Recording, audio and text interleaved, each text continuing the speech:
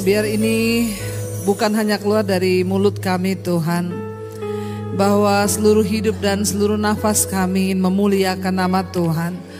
Biar itu sungguh keluar dari hati kami Tuhan, sehingga kami tidak menjadi orang Kristen yang hanya mengaku percaya kepadamu, tapi kami tidak sungguh-sungguh hidup memuliakan nama-Mu.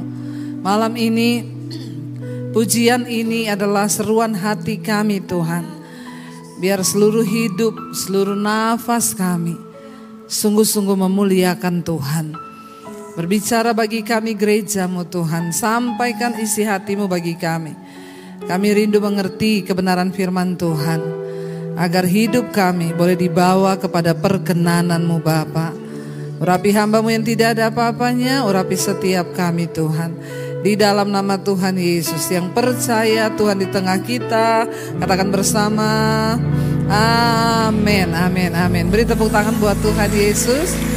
Silakan duduk Bapak Ibu, shalom. Apa kabarnya hari ini? Luar biasa ya, sekalipun lagi ada masalah tetap luar biasa. Iya, saya percaya bahwa setiap kita ada di dunia ini tentu dengan sebuah tujuan dari Tuhan.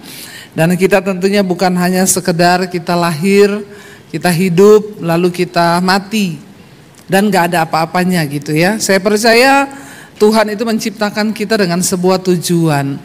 Dan apa goal dari kekristenan kita selama kita ada di dunia ini? Kita akan belajar dari satu tokoh dalam Alkitab, yaitu Raja Hizkia, Bapak Ibu. Raja Hizkia ini dinobatkan, diangkat menjadi raja pada umur 25 tahun. Dan ini adalah usia yang sangat muda, 25 tahun. 25 tahun ya, kalau anak sekarang mungkin masih senang-senangnya ngafe. Ya, generasi sekarang itu umur 25 itu kayaknya belum mikir masa depan deh. Ya, mana di sini yang umur 25-an? Boleh angkat tangan? Umur 25 sekarang kok dewasa-dewasa ya? Saya pikir umur 40 loh. Ya, tapi Hizkia ini luar biasa, umur 25 sudah menjadi raja. Ya, sementara pada umumnya 25 itu masih mikir ya mau kerja di mana, mau gimana, baru lulus kuliah ya. Tapi Hizkia diangkat Tuhan, dipilih Tuhan untuk menjadi raja di usia yang masih sangat muda.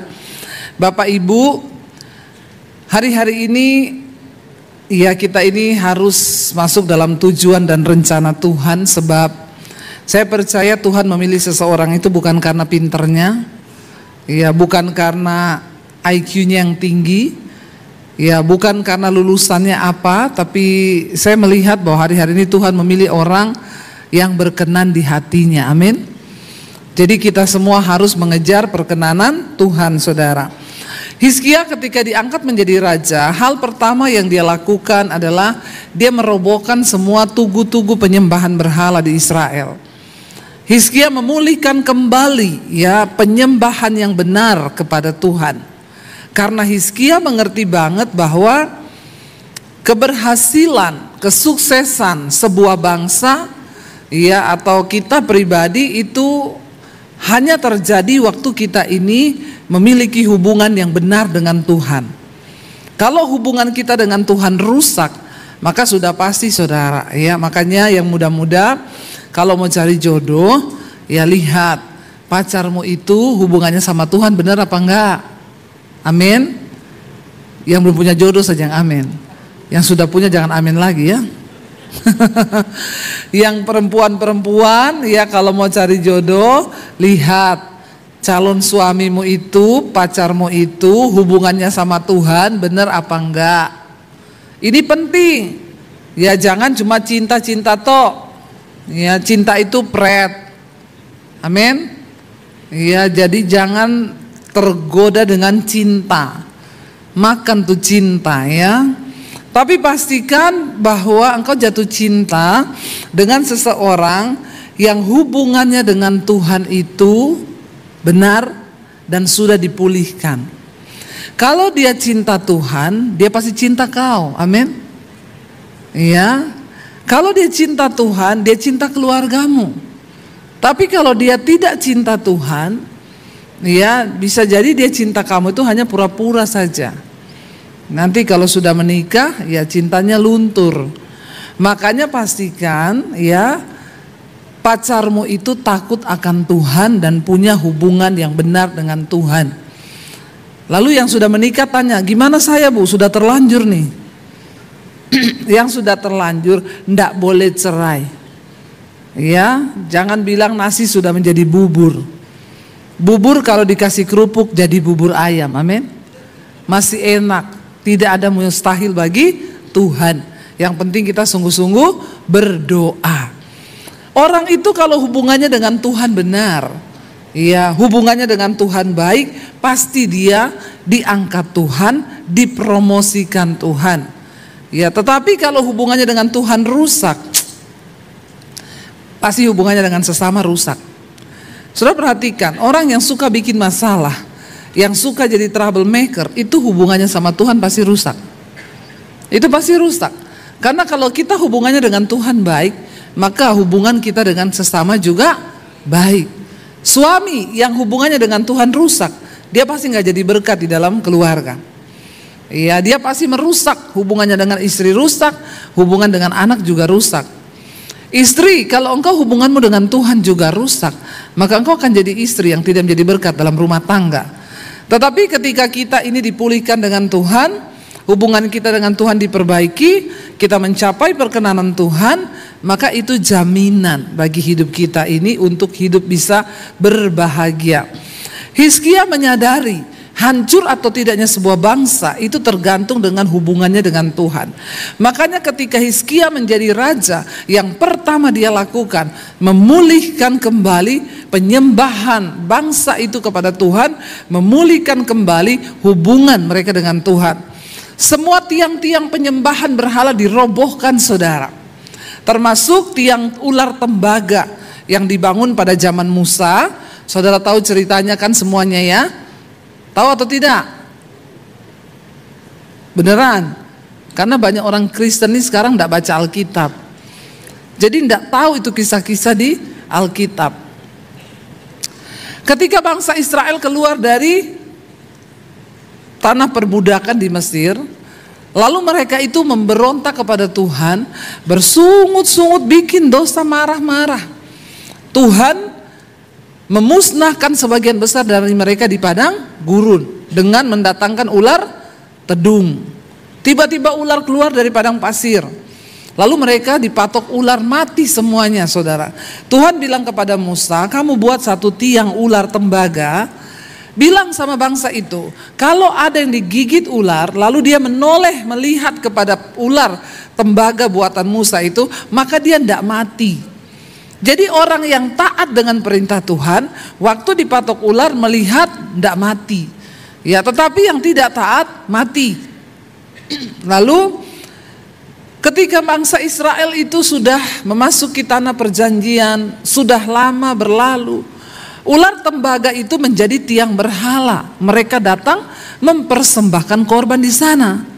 Makanya ketika Hizkia naik menjadi raja, dia menghancurkan juga tiang ular tembaga yang dibangun oleh Musa pada waktu itu. Karena bangsa Israel itu apa-apa disembah, saudara. Ya, jadi Hizkia tuh tahu banget, kalau penyembahanmu kepada Tuhan salah, maka hidupmu juga pasti salah. Maka saya mau bilang hari ini, Bapak Ibu, anak-anak muda, kalau hari ini hubunganmu dengan Tuhan rusak, cepat-cepat perbaiki. Hidup dalam kekudusan, buang semua dosa, supaya hubungan kita dengan Tuhan itu terjaga. Lalu Hizkia juga adalah raja yang dipakai Tuhan untuk membebaskan bangsa Israel dari tangan Raja Asyur. Kita tahu Raja Asyur, kerajaan Asyur adalah kerajaan yang sangat kuat pada zaman itu. Mereka tidak terkalahkan, mereka menaklukkan semua bangsa-bangsa, bahkan suku-suku yang ada di sekitar mereka. Siapa bangsa Asyur itu, saudara? Kerajaan Asyur sekarang menjadi Suria, Iran, Irak, Turki. Ya, dan dulu mereka adalah Asyur yang sangat terkenal, yang sangat kuat, yang sangat hebat, tidak bisa terkalahkan. Waktu Asyur menaklukkan Israel, Raja Hizkia menjadi raja atas Israel. Dia tidak punya kekuatan. Dia berseru kepada Tuhan, dan Tuhan membebaskan bangsa Israel dari tangan Raja Asyur di masanya Raja Hizkia. Apakah Hizkia melawan dengan kekuatannya karena dia punya kekuatan militer yang hebat? No. Ya, bukan dengan kuat dan gagahnya, tapi kemenangan itu diberi hanya oleh karena kemurahan Tuhan. Amin. Dalam hidup kita, saudara, ada banyak pertempuran yang tidak bisa kita selesaikan dengan kekuatan kita. Ada begitu banyak hal yang tidak bisa kita selesaikan dengan otak kita sebagai manusia. Tapi kita butuhkan kuasa Tuhan dalam hidup ini. Karena itu firman Tuhan berkata, diberkatilah orang yang mengandalkan Tuhan. Apapun yang engkau kerjakan dibuat Tuhan berhasil. Lalu kita belajar dari kisah Raja Hizkia, buka Yesaya 38. Kisah tentang bagaimana ketika Hizkia disembuhkan dari sakitnya. Kita baca bersama ayat yang pertama, Yesaya 38 ayat 1, baca dengan suara yang keras ya, 1, 2, 3. Pada hari-hari itu Hizkia jatuh sakit dan hampir mati. Lalu datanglah Nabi Yesaya bin Amos dan berkata kepadanya, beginilah firman Tuhan, sampaikanlah pesan terakhir kepada keluargamu, sebab engkau akan mati, tidak akan sembuh lagi. Bapak Ibu, saya mau tanya, kalau pernyataan ini datang kepada kita, lalu kita disuruh sampaikan pesan terakhir, pesan apa yang Bapak Ibu mau sampaikan? Pesan apa? Ayo. Kita perlu merenungkan loh. Kalau benar-benar itu juga terjadi pada kita. Ada saatnya hidup kita ini selesai. Tidak akan selamanya kita ada di dunia ini, kita hidup. Saya punya sepupu umur 53 tahun. Sehat, tidak ada sakit. Mau pelayanan di gereja. Pagi itu bangun hanya mengeluh sakit kepala. Tapi dia tetap pergi ke gereja. Sampai di depan pintu gereja dia pingsan. Nggak sadarkan diri, dibawa ke rumah sakit, otaknya dioperasi, kepalanya dibelah, 1 minggu tidak sadarkan diri sampai akhirnya meninggal. Syok kami yang mendengar, karena tidak ada sakit. Bahkan tidak sempat memberi pesan terakhir. Bersyukur kalau masih dapat kesempatan memberi pesan terakhir kepada keluarga. Kira-kira apa yang jadi pesan terakhir kita kalau kita nanti ada dalam posisi yang seperti ini? Ya, suami saya bilang, kalau aku mati kau jangan kawin lagi. Ya, itu banyak pesan-pesan. Teman saya suaminya meninggal, saudara, dia pesan sama istrinya, kau boleh kawin lagi tapi sama yang jelek banget. Nah, itu sih bukan pesan, itu menyiksa ya. Ada suami yang berpesan sama istrinya, kalau saya mati nanti rumah depan jangan dijual. Kenapa Pak? Itu bukan punyaku. Ya memang jangan dijual karena itu bukan punya kita ya. Punya orang jangan dijual Bapak Ibu ya. Ada lagi kakek-kakek mati, dia bilang, cu nanti urusi kebunnya kakek ya, itu peternakan, ada perkebunan, urusi di mana kek? Di handphone. Ternyata kakeknya tiap hari main game, Heyday. Jadi dia kasih makan sapi di situ, kasih makan ternak di situ ya. Aneh-aneh saudara. Ketika satu saat nanti kita ini akan berpulang, dan ini Yesaya luar biasa. Waktu Tuhan berfirman, kasih tahu sama raja, dia temui raja loh, ini raja loh, ya. Dia pergi sama raja, dia nggak manis-maniskan kata-katanya. Raja, ya Tuhan bilang kau akan mati, tapi percaya raja, pasti ada mujizat. Ya, ada pendeta itu kan suka PHP ya, pemberi harapan palsu. Ya kalau orang udah mau mati gitu, dikasih harapan. Ya, Bapak yakin pasti sembuh, padahal udah gini. Ya, enggak usah dikasih harapan palsu yang begitu, mending persiapkan imannya untuk mati. Amin. Iya. Kalau dia takut mati malah masuk neraka loh, dia marah sama Tuhan. Ini ada laser merah apa ya? Ke mata saya ada anak-anak kali main laser ya. Jangan ya anak ya. Jangan. Ya, saudara, ketika orang itu mau mati, kadang-kadang ada orang belum siap mati loh. Dan ketika dia mau mati, dia menolak Tuhan loh. Karena dia nggak terima dengan keadaannya. Jadi tugas kita hamba Tuhan, sampaikan kalau memang dia mau mati, kasih tahu dia mau mati. Saya kalau ketemu orang, saya lihat nih orang sudah nggak ada harapan. Dulu Kiki Fatmala, ya saya datang ke rumahnya berdoa buat dia di ujung hari kematiannya. Saya bisik di telinganya, Ki ingat ya, kematian adalah keuntungan di dalam Kristus. Dan itu adalah sebuah kemurahan, bersyukur Ki. Dia ngangguk saudara, Tuhan baik ya, dia ngangguk. Ya, dan akhirnya dia meninggal dunia. Tapi dia sudah siap. Dan alangkah baiknya kan kalau orang itu semua siap menghadap Tuhan. Nah saya mau tanya saudara, berapa banyak yang sudah siap mati di sini? Jangan tertawa, ini serius. Ya, yang belum siap angkat tangan. Yang nggak ada pilihan angkat kaki. Kayaknya banyak yang nggak ada pilihan ya. Susah ya saudara, hidup aja nggak ada pilihan, bahaya loh ya. Siap atau tidak siap, mau atau tidak mau, kalau sudah waktunya kita harus pulang. Siap, harus mau. Jadi daripada tidak siap, lebih baik mempersiapkan diri. Bilang kanan kirimu, siap-siap kau. Ya bilang siap-siap. Saudara, ketika Hizkia dinyatakan oleh Nabi Yesaya bahwa dia akan mati, apa reaksinya Bapak Ibu? Lihat ayat 2, baca bersama.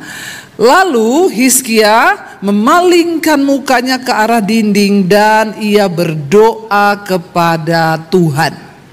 Apa isi doa Hizkia yang membuat Tuhan mendengar, menjawab, bahkan memberikan hal yang luar biasa? Ayat 3 baca bersama. Ia berkata apa? Ah Tuhan, ingatlah kiranya bahwa aku telah hidup di hadapanmu dengan setia, dengan tulus hati, dan dengan bahwa aku melakukan apa yang baik di matamu. Kemudian menangislah Hizkia dengan sangat.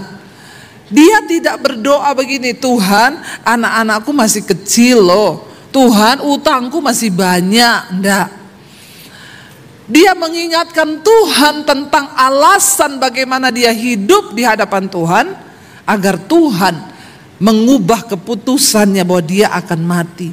Dia bilang, ah Tuhan, ingatlah kiranya aku ini hidup di hadapanmu dengan setia, dengan tulus hati, dan aku melakukan apa yang baik di matamu. Apa alasan hidup kita yang bisa kita bilang kepada Tuhan untuk diingat Tuhan, menjadi bahan pertimbangan untuk Tuhan menjawab doa-doa kita? Apa doa saudara? Ya, kalau kita bisa berdoa seperti Hizkia, puji Tuhan. Jangan sampai kita berdoa, ah Tuhan, jangan loh, ingat Tuhan, aku ini selingkuh. Nggak usah angkat tangan yang selingkuh. Ya. Atau kita berdoa, Tuhan jangan mati dulu, ah ingat Tuhan, aku ini pelakor loh Tuhan. Ani-ani.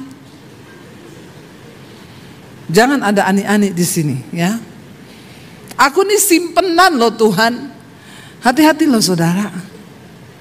Waktu kau sibuk hidup dengan dosa, engkau sedang tidak menghormati Tuhan. Apa alasan yang bisa kita beri kepada Tuhan sebagai pertimbangan untuk Tuhan menjawab doa-doa kita? Tuhan jangan dulu Tuhan, ingat loh Tuhan, aku ini hidup bermusuhan dengan mertuaku, aku belum berdamai, aku kepahitan. Ya, aku ini suami yang suka maki-maki istri, aku ini pelit sama istri. Amin bapak-bapak? Oh enggak ada yang pelit berarti. Saya hanya mengumpan itu. Ya bapak-bapak jangan pelit sama istri, karena orang kikir enggak masuk surga.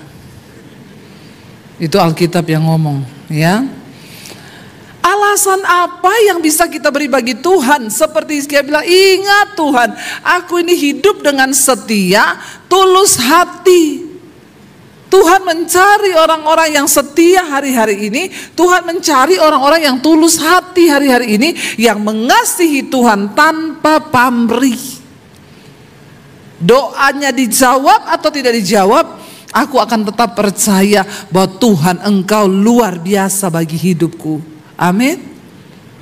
Sekalipun Tuhan gak jawab doa kita.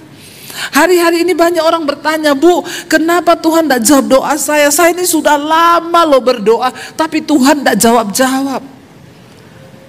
Coba kita introspeksi diri, karena di balik setiap masalah itu pasti ada rencana Tuhan buat kita.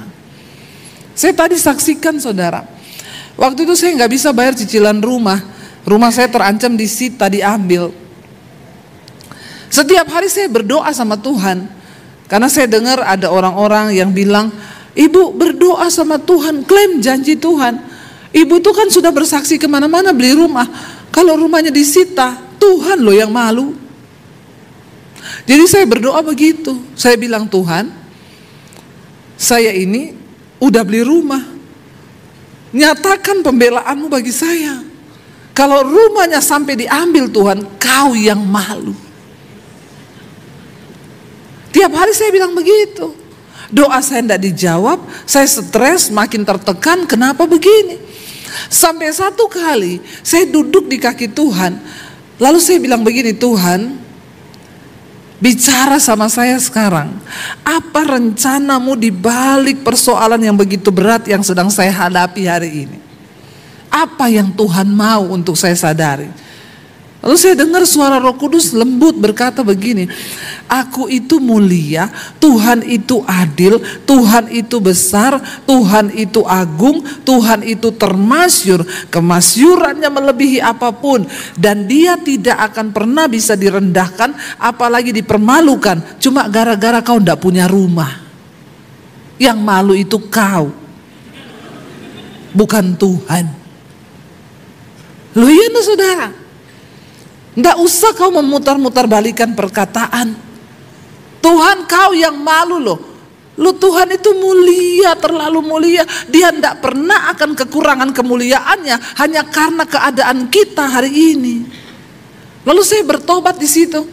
Air mata saya mulai bernetes, berlinang. Saya bilang, Tuhan ampuni aku Tuhan. Iya Tuhan, aku yang malu, aku yang sombong Tuhan.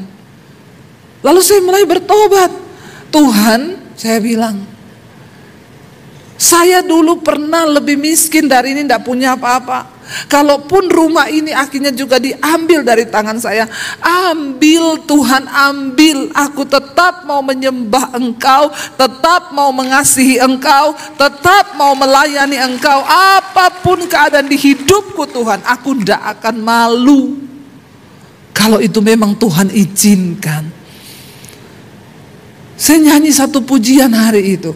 Sekalipun kau tak menjawabku, sekalipun kau tak lepaskanku, namun ku akan tetap menyembahmu, takkan ku tukar dengan apapun.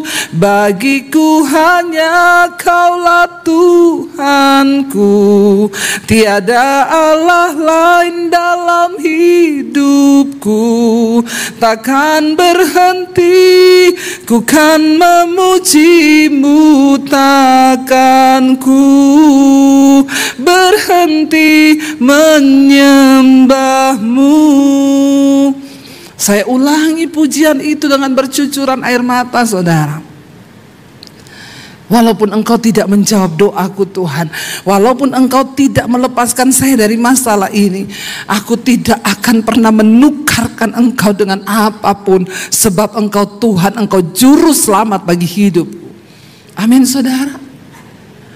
Waktu saya itu mulai berubah, bertobat di hadapan Tuhan, maka Dia Allah yang melihat ketulusan hati kita karena mencintai Dia, bukan karena ada apanya, tapi murni karena kita sudah diselamatkan. Itu alasan kita harus mencintai Tuhan.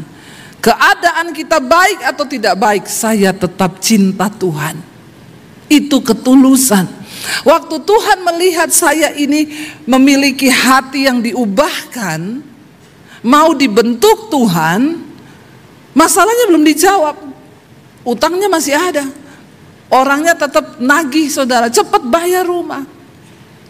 Tapi saya punya hati mulai damai, karena saya sudah ada di satu titik, mau diambil ambilan, aku tetap bersuka cita, sebab aku pernah melewati yang lebih sulit dari ini. Saudara tahu, besoknya itu tiba-tiba ada satu ide di benak saya, dan saya tahu itu dari Tuhan, bukan dari saya. Coba kamu tawarkan rumahmu jual sama orang. Lalu saya inbox satu orang di Facebook loh, karena saya nggak punya nomor HP-nya. Itu jemaat di Bekasi, saya nggak tahu rumahnya, dia juga nggak tahu rumah saya. Kami nggak pernah ngopi-ngopi bareng. Tapi Tuhan tuh kasih tahu orangnya itu. Saya bilang ini, Bu, Ibu mau nggak beli rumah saya, Bu? Saya mau jual rumah saya. Oh, kenapa, Bu? Jadi saya jelaskan, saya itu masih ada sisa utang 400 juta, saya nggak bisa bayar, Bu. Kalau rumah ini disita, saya rugi banyak. Tapi kalau rumah ini ditebus lalu dijual, harganya sudah 2 kali lipat. Nah, kalau ibu mau, ibu bayar dulu 400 juta itu, sertifikat keluar saya kasih ke ibu, ibu pegang. Kita tawarkan, kita jual, nanti kalau laku uang ibu saya balikin, lalu keuntungannya kita bagi 2. Lalu dia bilang begini, oh coba ya Bu, saya kasih tahu suami saya. 3 hari kemudian suaminya telepon saya. Bu, itu surat-suratnya komplit, lengkap semua? Oh lengkap Pak, ada IMB, ada sertifikat, ada semuanya. Oh oke Bu, minta nomor rekeningnya Bu. Dia transfer uang 400 juta. Saya bayarkan saudara, saya lunasi rumah itu. Ketika sudah lunas, sertifikat keluar, saya tanya, Pak minta alamat rumah. Saya mau kirim sertifikatnya, pegang dulu, nanti dijual, baru kita urus semuanya. Oh enggak usah Bu Debbie, Ibu pegang aja sertifikatnya, yang lama sudah berlalu, yang baru sudah datang. Itu mujizat dan berkat dari Tuhan buat ibu. Saudara, kalau kita mencoba memikirkan jalan keluar dengan otak kita ini bisa pecah. Tapi ternyata waktu kita menemukan yang Tuhan mau, hati kita dirubah, cara pandang kita dirubah, respon kita dirubah. Bagi Tuhan menyelesaikan uang 400 juta itu zaman sekarang mahal enggak saudara? Siapa orang mau kasih uang 400 juta? Saya mau tanya. Iya, enggak gampang loh. Tapi Alkitab bilang Tuhan yang menggerakkan hati raja.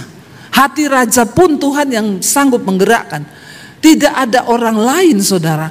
Waktu Tuhan bekerja, kita tuh cuma bisa bilang gini, wow. Tapi coba bayangkan kalau saya memaksa dengan kehendak saya stres, saya nggak ngerti kehendak Tuhan, saya nggak lihat mujizat. Waktu Bapak itu bilang, Ibu bawa aja, ya yang lama sudah berlalu, yang baru sudah datang tuh berkatnya Ibu. Tapi kami cicil saudara, sampai lunas, sampai selesai.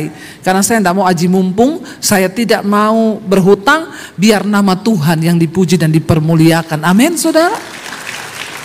Miliki ketulusan hati. Dan Hizkia berkata, aku ini telah melakukan apa yang baik di matamu Tuhan. Apa yang baik di mata Tuhan hari ini saudara? Menurut saudara, merokok itu di hadapan Tuhan baik atau tidak? Saya mau tanya jujur, menurut saudara di hadapan Tuhan merokok baik atau tidak? Kalau kau tetap merokok berarti kau melakukan yang baik atau tidak? Nah, bertobat, jawab sendiri. Saudara kan gak perlu diajari, jangan merokok ya nak ya, itu ndak baik, ndak usah diajari, apalagi udah tua bangka. Udah ngerti tuh yang baik mana, yang tidak baik mana, itu gak usah diajar. Sebab hukum Tuhan ada dalam hati kita. Saudara gak usah diajari bersinah itu dosa, ndak usah, engkau tahu bahwa bersinah itu dosa. Saudara gak usah diajari nipu itu dosa, utang itu dosa, ndak usah diajari itu semua. Engkau tahu kalau itu dosa. Tapi kalau engkau terus melakukannya, maka engkau dalam posisi yang tidak menghormati Tuhan. Dan maaf saudara, orang kalau tidak menghormati Tuhan, kebangetan ya saudara. Kita ini bisa bangun pagi, bisa bernapas saja, itu kemurahan Tuhan. Bagaimana sikapmu terhadap Tuhan itu akan sangat menentukan bagaimana juga hidupmu ke depan bersama Tuhan. Karena Alkitab berkata Tuhan itu menghormati orang yang menghormati Dia. Firman Tuhan berkata, ya, apabila engkau menghormati aku, ya kau kuhormati. Tuhan menghormati orang yang menghormatinya. Orang yang menghormati Tuhan dihormati oleh Tuhan. Saya bilang sama anak-anak saya, kalau kamu itu hidup menghormati Tuhan, kamu dimuliakan Tuhan. Bagaimana hidup menghormati Tuhan? Ya saudara, beribadah hidupmu itu, sikap hidupmu itu beribadah. Di gereja jangan telepon, amin. Ada orang di gereja terima telepon loh saudara, tidak menghormati Tuhan. Maaf ya, tidak ada hal yang lebih penting daripada Tuhan di hidup ini. Orang telepon matiin dulu saudara. Ya, saya mau ajar saudara jadi jemaat, jangan kau tidak menghormati Tuhan. Ya, ketika kita hidup menghormati Tuhan, zaman ini berputar saudara. Engkau nggak akan pernah tahu apa yang terjadi ke depan. Hari-hari ini semua keahlian-keahlian manusia mulai diganti sama robot. Maaf, ya. Sekarang di luar negeri banyak yang khotbah udah bukan pendeta, tapi AI yang khotbah. Saudara, kita suruh AI bikin khotbah. Saudara, saya tulis aja ya, bikinin saya khotbah tentang hidup dalam kekudusan. Nggak ada 5 menit, 1 menit langsung keluar ayat-ayatnya. Semua tulisan keluar di situ. Lalu kita tinggal pencet, coba bacakan pakai suara. Dia khotbah dengan suara begini. Ya, hiduplah dalam kekudusan, sebab tanpa kekudusan engkau tidak akan berkenan kepada Tuhan. Khotbah. Lalu orang-orang tanya sama saya, Bu, di luar negeri sekarang banyak gereja yang khotbah itu udah AI, ya robot. Itu menurut Ibu bagaimana? Saya cuma bilang, ya setidaknya AI tidak homo, AI tidak berselingkuh, ya dia lebih kudus daripada manusia. Nggak ada yang salah, karena Tuhan bilang bahkan dia bisa pakai batu kok untuk berbicara. Bikin lagu rohani, bikin lagu sekarang AI bisa. Saudara ketik aja, suruh bikin lagu apa, keluar teksnya. Saudara tulis coba, bikin aransemen musiknya, dia keluarin aransemen musiknya. Saudara suruh dia nyanyiin lagu rohani loh, suami saya suruh. Dan satu lagu sudah lengkap dengan lirik, dengan aransemen musik, tidak kena copyright, ciptaannya AI. Sekarang saudara, kemajuan teknologi luar biasa, ya. Ada komputer yang bisa mendeteksi sakit manusia yang itu melebihi kepintaran dokter. Ke depan ini banyak tenaga-tenaga manusia sudah mulai digantikan oleh robot. Nah, kalau walaupun kau punya IQ tinggi, kalau engkau tidak menghormati Tuhan, tidak ada jaminan masa depanmu. Walaupun kau pinter, kau tidak menghormati Tuhan, tidak ada jaminan. Apalagi yang goblok, tidak menghormati Tuhan, wes. Ya, kuncinya itu saudara, mari hidup menghormati Tuhan. Hizkia bilang, aku hidup dengan setia, aku melakukan tulus hati di hadapanmu, dan melakukan semua yang baik di mata Tuhan. Apa yang baik di mata Tuhan hari ini? Ayo lakukan. Kalau kau tahu Tuhan tidak suka kau marah, kepahitan dengan mertuamu, berdamai saudara, berdamai. Karena firman Tuhan bilang, jangan kau ada musuh. Kalau Tuhan tahu, ya Tuhan Alkitab suruh kau mengampuni. Sepahit apapun kau benci kepada iparmu, kau benci kepada orang tuamu, mengampuni, berdamai. Karena itu yang baik di mata Tuhan. Intinya, melakukan yang baik di mata Tuhan itu artinya melakukan firman Tuhan. Mari Bapak Ibu, kita sedang ada di hari-hari yang terakhir hari-hari ini. Jangan santai dengan imanmu, jangan santai dengan kekristenanmu, tapi mulai kejar perkenanan Tuhan. Dan akhirnya ketika Tuhan itu mendengar doa Hizkia, dikatakan apa? Ayat 4, baca bersama. Maka berfirmanlah Tuhan kepada Yesaya, ayat 5, pergilah dan katakanlah kepada Hizkia, beginilah firman Tuhan Allah Daud, bapa leluhurmu, telah kudengar doamu dan telah kulihat air matamu. Sesungguhnya aku akan memperpanjang hidupmu 15 tahun lagi, dan aku akan melepaskan engkau dan kota ini dari tangan Raja Asyur, dan aku akan memagari kota ini. Tuhan mendengar doa Hizkia dan cucuran air matanya. Kenapa? Karena Hizkia berkenan di hati Tuhan. Hari-hari ini jangan cari perkenanan manusia saudara, tapi mari kita kejar perkenanan Tuhan. Hari-hari ini jangan cari penghormatan dari manusia, tapi mari kejar penghormatan yang dari Tuhan. Sebab ketika kita mengejar perkenanan Tuhan, maka kita menemukan segala kemuliaan yang dari Tuhan. Saya mau kasih ibaratnya itu begini saudara. Orang yang mengejar perkenanan Tuhan itu seperti roket yang sedang ditembakkan keluar angkasa. Waktu roket itu sedang meluncur keluar angkasa, dia harus mengeluarkan powerful seluruh kekuatannya. Kenapa? Karena roket ini sedang melawan gaya gravitasi bumi yang berusaha menjatuhkan dia ke bawah. Banyak yang tidak mampu sehingga dia meledak di udara. Kekristenan itu seperti itu. Waktu kita mau mengejar perkenanan Tuhan, banyak kekuatan yang berusaha menarik kita jatuh dan jauh dari Tuhan. Apa itu? Kuasa gelap, pengaruh dunia ini, ego kita, kesombongan kita, keakuan kita, kedagingan kita itu berusaha menghalangi kita menuju perkenanan Tuhan. Tapi jangan pernah menyerah, kerahkan seluruh kekuatanmu untuk mencapai perkenanan Tuhan itu. Keselamatan sudah Tuhan berikan, tapi untuk mencapai perkenanan Tuhan itu harus ada usaha dari kita. Waktu kita sudah sampai, ketika robot itu berhasil tembus atmosfer bumi, dia memasuki ruang angkasa, luar angkasa, lalu dia tinggal mengorbit dan tidak perlu lagi memakai kekuatan. Waktu engkau mencapai perkenanan Tuhan saudara, engkau akan melihat di situ bagaimana engkau tinggal bersama dalam hadirat Tuhan. Saya tuh benar-benar merasakan hari-hari ini, saya belum ngomong, baru di pikiran saya loh, Tuhan jawab. Baru mikir begini, Tuhan jawab. Sampai saya bilang sama suami saya, aku tuh loh terheran-heran dengan Tuhan. Tapi tidak mudah memang, asal kita mau saudara. Hari ini buang semua dosa, buang semua hal yang dapat menghambat kita ini masuk dalam perkenanan Tuhan.